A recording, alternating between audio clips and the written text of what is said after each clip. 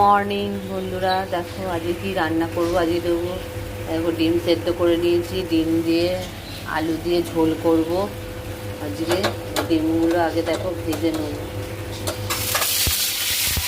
ডিমগুলো ভেজে নেব।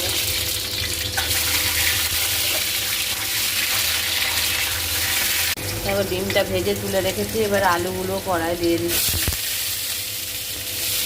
হ্যালো বন্ধুরা, দেখো আলু পেঁয়াজটা ভাজা হয়ে গেছে। দেখো বাটির মধ্যে 2 চামচ আদা রসুন বাটা, হলুদ গুঁড়ো, দেখো লঙ্কার গুঁড়ো, যে যেরকম খাও তোমরা নিয়ে নেবে। দেখো আলু পেঁয়াজটা ভাজা হয়ে গেছে, এবার এই মশলাটা দিয়ে দিলাম। দিয়ে এবার এটাকে কষাবো ভালো করে,